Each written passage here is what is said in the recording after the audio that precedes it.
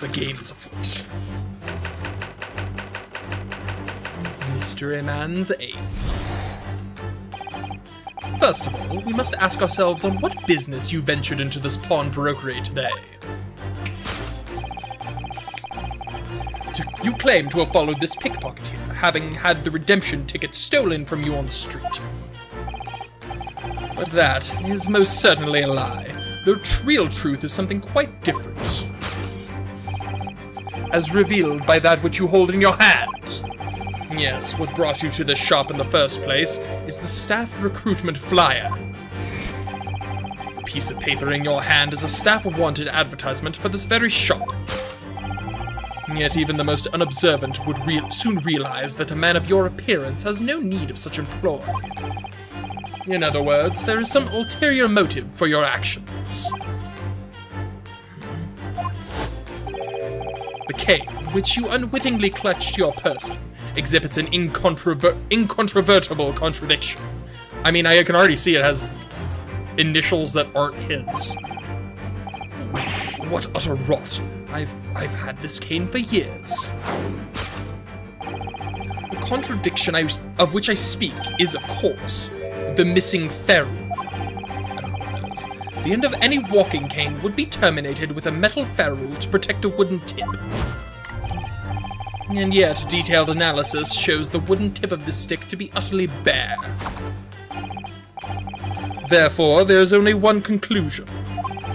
The rod that you hold in your hand, which appears to be a walking cane, is in fact no cane at all. You recoil, sir. Is something wrong? And in your recoiling, you inadvertently facilitate the answer of the next conundrum to present itself. Namely, what is the truth behind this rod you bear? These are so fun. Yes, your reaction betrays the truth. The handle, which you evidently would like to conceal, is the key to understanding this riddle, you see. From the moment I saw it, my suspicions were aroused. What walking cane demands such a stout handle, mused I. But of course, as I said it, this is no walking cane. No, that rod.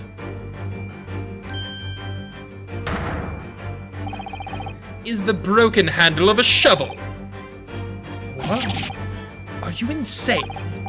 And now, having determined this undeniable truth, the conclusion is clear. Your true motive for coming here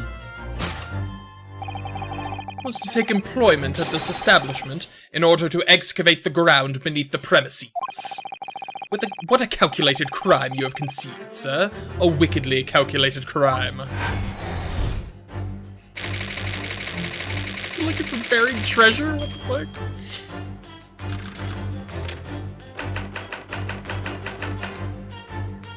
As for the nature of this great crime, now, Mr. Benedict, let us continue. For we must expose the details of this elaborate crime you have in the planning.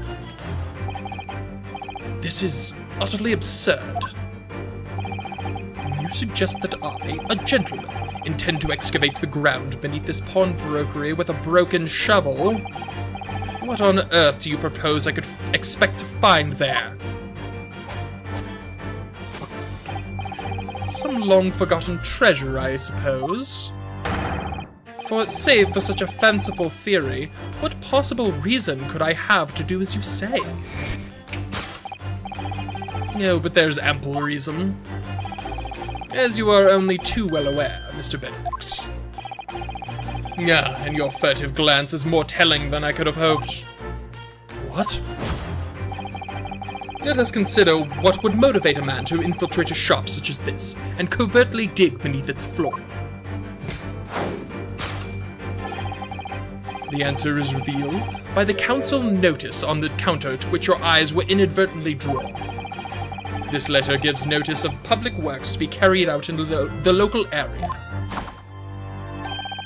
And according to the enclosed plan of the upcoming sewerage works, beneath this shop runs a sewer that adjoins another, one that runs under the bank on the opposite side of the road. This madness has entered the sewers now, has it?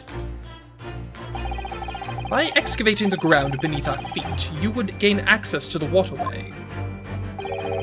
That flows in very close proximity to the great vault of the financial institution opposite. What are you... In summary, sir, you devised a master plan to pull off an elaborate bank robbery by dint of underground tunnels. Master plan? Which brings us at last to the final chapter of this lurid scheme. With what plunder did the thief hope to make off from the underground vault of the bank? Are you quite serious? Having consulted with Scotland Yard some days ago, I happen to know the answer.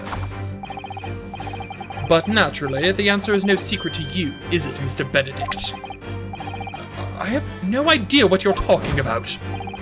Allow me to present a rather interesting piece of evidence. You see, this picture postcard tells us all we need to know. A postcard of the Great Exhibition? I'm afraid you've quite lost me. Currently in the final stages of preparation, the Great Exhibition will soon be underway. And the government has provided extra funds to complete its centerpiece, the Crystal Tower. Funds that currently sit in the vault of the bank on the other side of this road. Pardon? Yes, the considerable crime you have been contemplating is the theft of that which sits in the vault of that bank, the special reserve funds for the Great Exhibition. Of course, that is top secret police information, so keep it under your hat, please. As I declare it loudly to everyone in earshot. Oh my god. Thus concludes Sherlock Sholmes' great deduction of this pawnbroking puzzle. Those are so fucking funny. Mr. Sholmes. Well, Mr. Naruhodo? An impressively upbeat deduction for a detective racked with loneliness, would you not agree? Was it true what you said about the bank over the road and what it has in its vault? Indeed, though few know of its existence. It is one of the government's most closely guarded secrets. Well, now 5 more people know about it, so good job. Gregson told me in the strictest confidence. Poor Gregson. I feel so bad for Gregson. But you just announced it to everyone here. Rather loudly, in fact. Ah. And if it's such a big secret, how would Mr. Benedict have come to find out about it? There can be but one explanation for that. Clearly, it is because the man is a criminal. But what if he didn't know anything about the money in the vault? If he is a criminal, as you said, then buying a brand new shovel is sure to be the first thing he does now that you've revealed it's the secret. Oh. Or if he doesn't, maybe Mr. Windibank will. He already has plenty of shovels here, after all. Oh, my life! I assure you I'm not so unscrupulous. Well, hopefully this has taught you a valuable lesson. Sensitive information must be handled with the utmost of care. I.e., don't give it to Sherlock Sholmes. Don't tell him shit. One can never be sure that someone privy to secrets won't disclose them, and once the word is out, it's out. Perhaps I'll think twice before confiding in you next time, Mr. Sholmes. An excellent idea, Mr. Naruhodo. An excellent idea. Well then, Mr. Naruhodo, you know what to do, I'm sure. Yes, let's listen to that great deduction again, and see if we can massage it into shape. Hell yeah. Very well then, let us start once more from the beginning. Of Sherlock Sholmes' magnificent logic and reasoning spectacular. Hold it, Mr. Sholmes. I love that.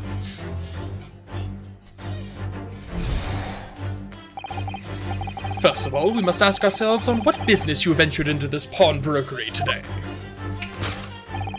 You claim to have followed this pickpocket here, having had the redemption ticket stolen from you on the street.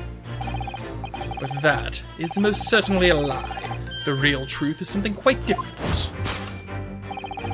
As revealed by that which you hold in your hand. Yes, what brought you to this shop in the first place was the staff recruitment flyer. Hold it! So, by Mr. Sholmes's reasoning, Mr. Benedict came here in order to apply for a job so he could dig down through the floor. Yes, in an attempt to tunnel into the sewers to gain access to the money in the vault of the bank across the road. But he wouldn't get very far with a broken shovel, would he? No, I think it's fair to say his motive lies elsewhere. The question is, where? What did bring Mr. Benedict here at this particular point in time? I mean, the cane is pretty fucking suspicious. The cane in and of itself. Whoa, whoa, whoa, whoa, whoa. Hold on. Whoa, hey now. Scribbled writing. Huh. Oh, look at all the scribbled notes on the back of the flyer here. I don't believe it. What is it? Listen to what it says. Name, Gina Lestrade. Height, 5'2". Green cap, scruffy waistcoat, grubby white shirt, blue satchel, ragged. How rude. It's a detailed description of Miss Lestrade. Goodness. There's even a sketch of her, hat and all. Although if he showed it to her, she'd fire that smoke grenade launcher in his face for sure. And look, the details of the shop have been written down here too. Windibank's Pawnbrokery, Baker Street, redemption deadline, 15th April, which is today's date. Why would Mr. Benedict have all that information scrawled on the back of that piece of paper?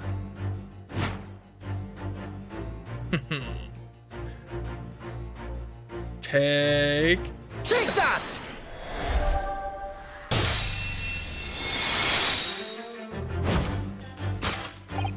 Yes, what brought you to this shop in the first place is the info about Miss Lestrade.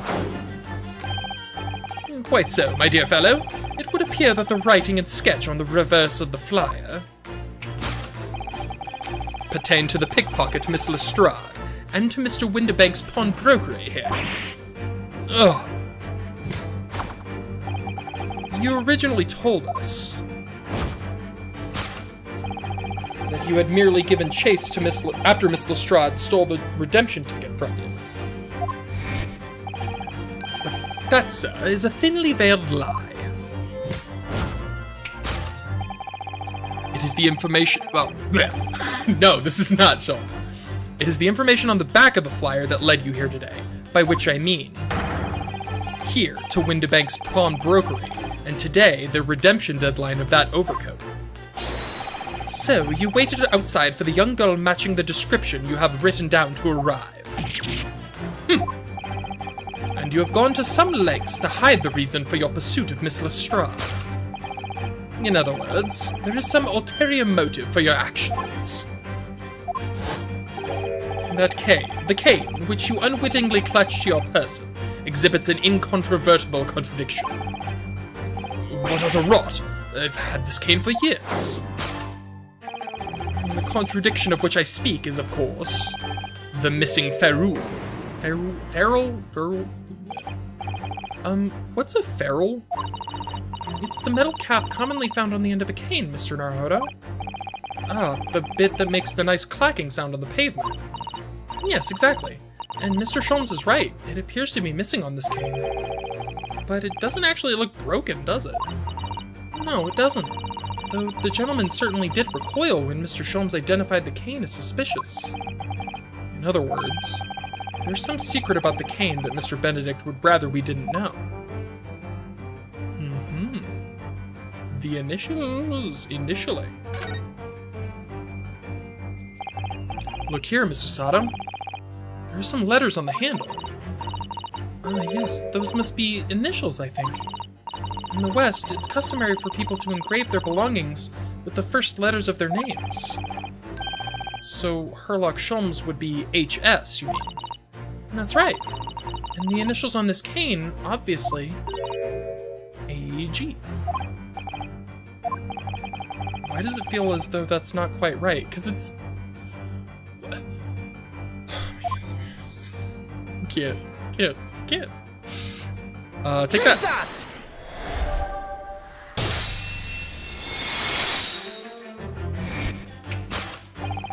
The contradiction of which I speak is, of course, the initialing. A most astute observation, wouldn't you say, Mr. Eggert Benedict? We are led to believe, sir, that your initials are EB. Yet in a most possessive manner, you have in your grasp a cane bearing the initials AG. An incontrovertible contradiction indeed. Would you not agree? No, you're wrong. This cane isn't... You said before that you had that cane for years. So don't try to tell us that you just borrowed it from a friend or found it in the park. In short, though you hold yourself to be a gentleman, you have withheld your true name.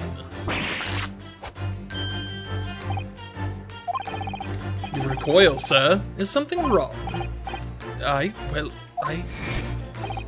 And in your recoiling, you inadvertently facilitate the answer of the next conundrum to present itself. Namely, what is the truth behind this rod you bear? Yes, your reaction betrays the truth. The handle, which you evidently would like to conceal, is the key to understanding this riddle, you see. Let's consider the bare bones of what's happened here. Miss Lestrade redeemed that fine-looking overcoat, and now a mysterious man has appeared, introducing himself with a fake name, and claiming that the overcoat belongs to him. But we do know that he actually identified Miss Lestrade from a written description, which suggests that everything else he's told us is untrue. So what we need to do now, we need to do here, is somehow prove that the overcoat cannot possibly belong to him.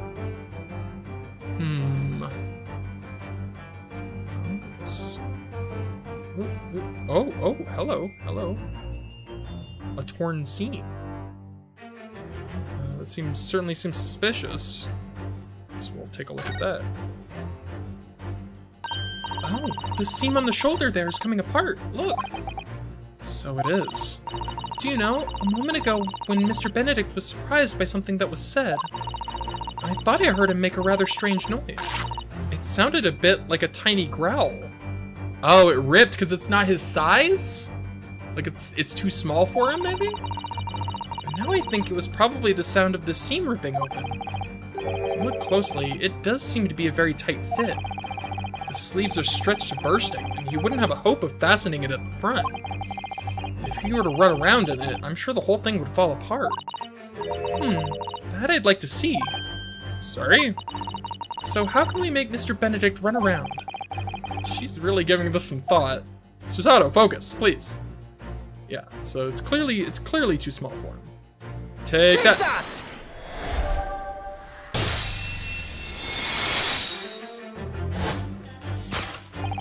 The split seam, which you evidently would like to conceal, is the key to understanding this riddle, you see. Ugh. Yes, because the overcoat is rather obviously a poor fit. Having forced it over your broad shoulders, the seam is already breaking apart. My suspicions were aroused from the outset. When you so boldly lied about your name and so boldly waylaid this pickpocket. Ugh. This catalogue of untruths has all been for one very specific purpose. Steal the article that the young girl redeemed from Mr. Windibank. Ah! But what really irks me is this. The considerable crime I initially imagined has been considerably curtailed. Indeed. Take this coat.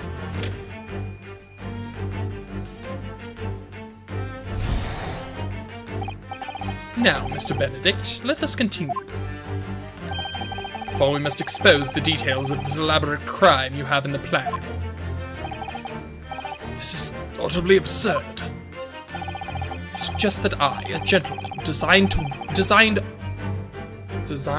wheeze to filch some oh my god, can't read. Suggest that I, a gentleman, designed to wheeze. A wheeze? What the fuck? Why can't I read the sentence? I, a gentleman, designed a wheeze to filch some tawdry article of pawnage. Have you forgotten that I redeemed the article in the proper manner, using the watchword? Had I not been the one to deposit it in the first place? How could I possibly have known the relevant details? Hello? Ne sais pas? Is that French? Ne sais pas? Oh, but the watchword can be discovered. As you are only too well aware, Mr. Benedict. Ah, and your furtive glance is more telling than I could have hoped. What? Let us consider how one might come to learn a secret watchword relating to the pawned property of another. The method is revealed by the council notice on the counter to which your eyes were inadvertently drawn. No, I'm guessing it's the ledger, which is open, possibly to this page. I don't know. The direction of the deduction must change rather dramatically now, I think. Yes, no more talk of tunneling into the sewers. Which is a pity, because it all sounded rather exciting. Anyway, you can't deny that this mysterious gentleman did know the watchword. Yes, Professor. If you didn't know that word, Mr. Windibank would never allow you to redeem the article. Or, looking at it another way, if you did know that word, Mr. Windibank would allow you to redeem the article whether it was yours or not. So the question is, could this gentleman have found the watchword out somehow? I mean, there's a handful of things on the counter here. Whoops! Oh my god. Let's see. Notelet. I mean oh, never mind. Apparently the ledger isn't even examinable. I guess probably the notelet, right?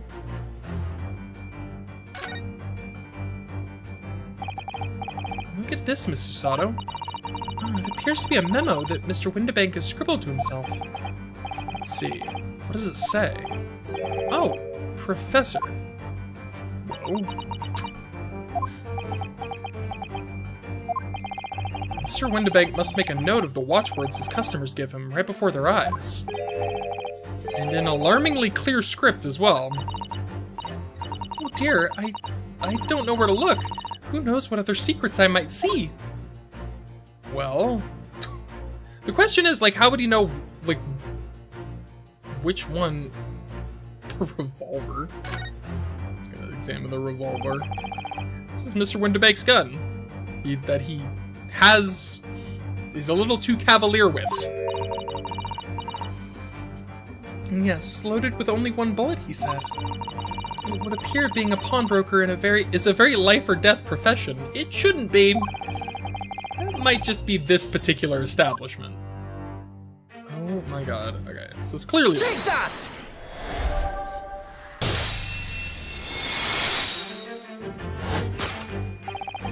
The method is revealed by the notelet on the counter to which your eyes were inadvertently drawn. Yes, the broker here follows the same procedure whenever a customer comes to redeem an article. He asks the customer for the watchword, and notes down the response uttered on a notelet he has to hand. Then he consults his ledger and confirms whether or not the watchword matches that of the article in question. I would expect nothing less of a diligent pawnbroker. But his diligence clearly has its disadvantages. What are you talking about? It is increasingly apparent that you were present in this shop before your accusation against Miss Lestrade. In all likelihood, you followed her inside, and then observed her talking to Mr. Windibank. And the diligent broker made a note of the watchword, as is his common practice. You observed him writing the word professor on the notelet beside the ledger.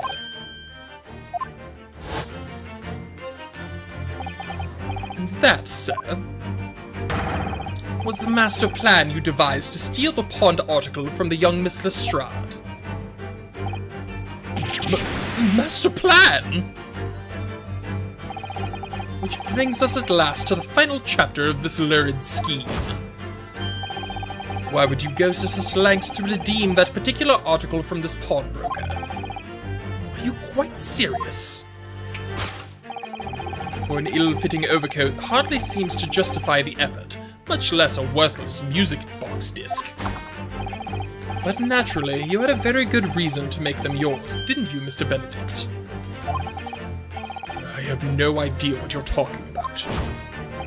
Allow me to present a rather interesting piece of evidence. You see, this picture postcard tells us everything we need to know. The articles we're talking about are the overcoat and the music box disc that was in one of the pockets, which according to Mr. Windibank isn't even worth a penny. And yet this man went to such lengths to steal them. Why? I wonder if perhaps we already have the evidence we need to explain it, Mr. Naruhodo. Could we? Really? I'd better have a thorough look through all the evidence we've collected so far, i.e. the 2 things we have, one of which being the fucking armband, the equivalent of the lawyer's badge. Whatever could it be?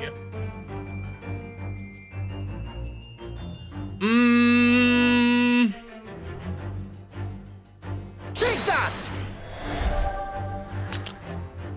Oh, you know what? I probably need to look at it first. I'm dumb. Spectacularly contrived logic led you to this mindless conclusion. What's the word? Haste? I guess haste. Oh, well, it's supposed to be a logic and reasoning spectacular, so I thought I'd contribute to the show. This is my show, Mr. Naruhodo. Kindly perform any peculiar experiments on your own stage. Damn. Getting called out by this guy. Sorry. Alright. That's on me. I should have actually looked at it. This man has used some fairly high-handed measures to try and get his hands on the overcoat and the disc. He certainly doesn't want either for their monetary value, though. Still, they must be of some value somehow, to someone. It's the last piece of the puzzle. Better have another look through the evidence and see if there are any clues hiding. Indeed. What a fool I was. So there's that. Oh, well, golly gosh, would you look at that. For McGilded, it all comes full circle. He's not dead. I'm telling you, he's not dead. Oh, there's a little scrap of paper stuck to the reverse side of the disc. Look. And a scribbled word or two. It looks like somebody's name. For McGilded. McGilded? It couldn't be. But it is, Mr. Naruhodo. A name I shall never forget as long as I live. Why? Why is his name on this? Music box disc? Yeah. I was such a fool. Examine the blood, too. Look at all the little bumps on the disc. They're so tiny. Yes, the protrusions are called pins, and they pluck the teeth of the comb to make notes. And just on the edge, there's a small amount of blood. Yes, the blood of the mysterious Mr. Eggert Benedict. When Miss Lestrade tried to grab the disc from him, the pin scratched his fingers, it seems. Like when you're grating some daikon radish and accidentally catch your finger. Ouch, just thinking about it hurts. Oh my god. I get my knuckles whenever I'm grating cheese. I've gotten my knuckles before. It fucking hurts. And puts me off eating radish. Oof. No thanks. Take that. But for reals this time.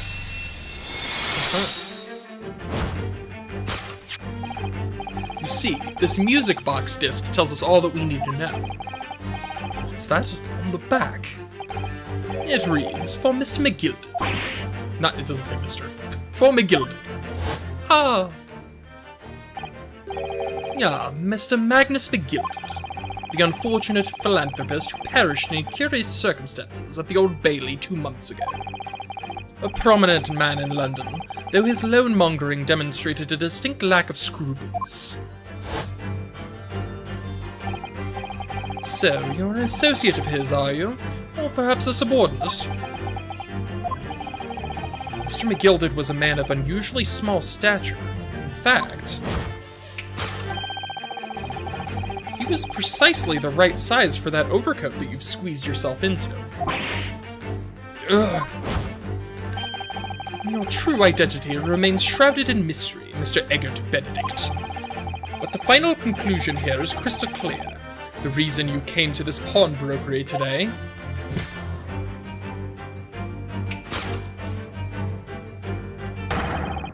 was to retrieve an article left behind by the late Magnus McGilded. Ah!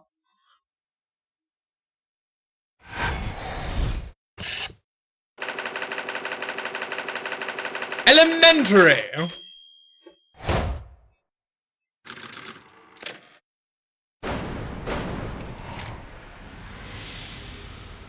God, I love those. This is so fun! Well, well, Mr. Magnus McGilded. Not a name I expected to hear in these circumstances.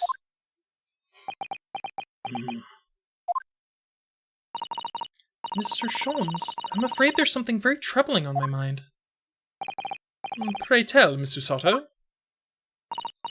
Well, according to what Mr. Windibank told us earlier,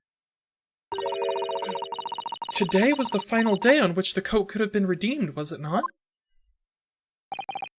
Yes, ma'am, that is correct. Today would be precisely 2 months since it was first deposited. Well, today is 15th April, so 2 months ago today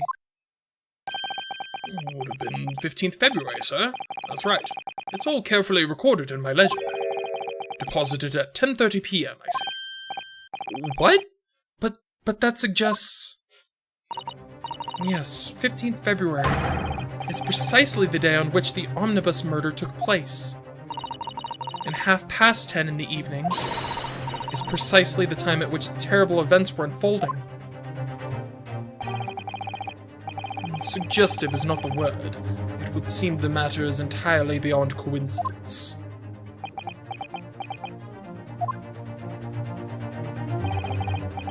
You are, of course, at liberty to make whatever outlandish deductions you choose. However...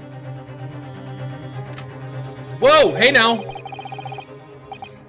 I must insist you hand over the music box disc now. It would be a terrible shame for you to return to your native land in a box. Whoa.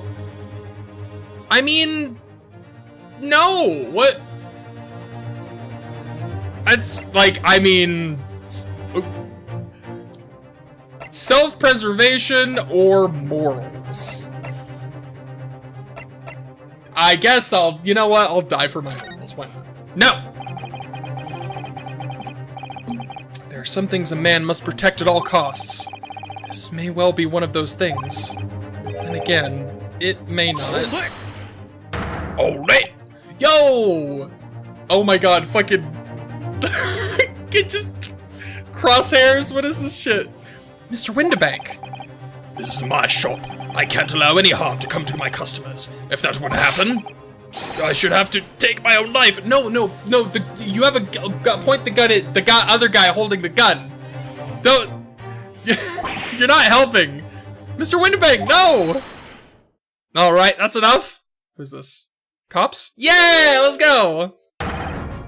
Inspector Gregson. Wow, holy shit. Like, police showing up to stop a crime in Ace Attorney World? What the fuck is this? That's crazy. Inspector?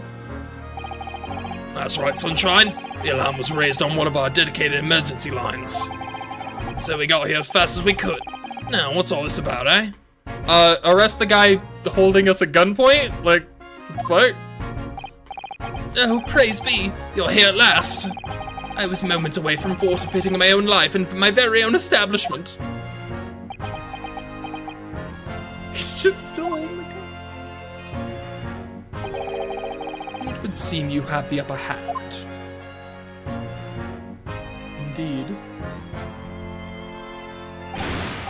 Right, you lot got some explaining to do. I don't appreciate being bothered with some petty Augie, Argy Bargy? Argy Bargy? What the fuck? These are not, this is not real. I'm beginning to doubt like London is even a real place. This is not a real location in the world. This is clearly a fictional world. This is not real. These are not real words.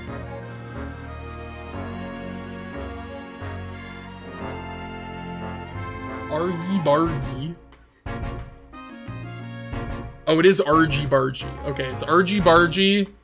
Informal British English. Noisy quarreling or wrangling. Oh my god. The fictional world of London. Petty? Mr. Windibank very nearly met with his end. Also, Ryunosuke had a fucking gun pointed at his face. Yeah, by his own gun, as far as I can tell. Oh dear. And the whole Britain could meet with its end if I don't get to the bottom of the case I'm supposed to be working on. Maybe I should stop stopping for fish and chips every 5 seconds. What? What on earth is the case, Inspector? Spare no detail, Gregson. I might have said a little too much. Yeah, don't tell Sean. So don't tell the world. No matter. It's nothing to do with you lot. Anyway, sir, you're gonna have to come with me down to the station. But of course, Inspector. Ah! He's getting away! Yo, flashbang? Did he just flashbang pirouette out of there? What the fuck? Get after him, lads. Whistle the beat officer too. Sir. But I'm not going after him. I gotta finish my fish and chips.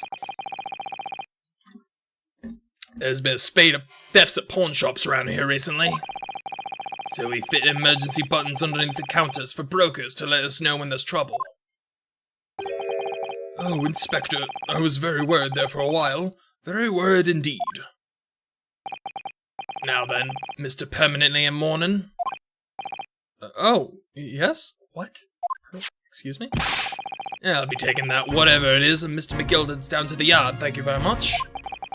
So hand it over. Oh, yes, of course. No, don't give it to him! It's mine, that is, mine! I'm sorry, miss. But anything belonging to McGilded has to be taken in as evidence now. As evidence? If the police demand something as evidence, my dear fellow, we have no choice but to capitulate. It's all yours, Inspector.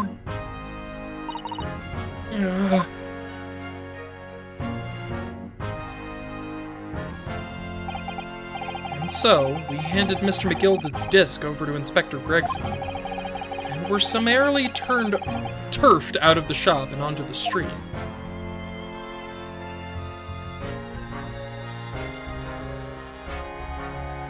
Alright then. I'm thoroughly intrigued. This case in particular, like I'm intrigued. What the fuck's going on? This Benedict guy. I'm so glad that's not his real name. What a stupid alias, but still, at least it's not his fucking name. Like, I say that as if the Ace Attorney series is not rife with the dumbest puns imaginable. But Eggert Benedict might actually take the cake for stupidest name. Fucking wow. What a stupid name. The one guy just, like, he's so ready to just do it every, like, whoa, bro, chill with that. Okay, man, I love how, like, spaced these are, the, like, to be continueds. These are, like, like, chapters are cut into sections, like, perfectly for my preferred streaming length. It's great. Anyways, I'll be back on Friday, for more Deltarune. Yeah, Deltarune. Just starting chapter 4, that's exciting. More, Kingdom Hearts on Monday, and more of this on Wednesday. Excitement. I feel like I had something else to say, but it's gone. So have a wonderful day, night, whatever time it is. Thanks for watching. Thanks for sticking. See you later. Bye.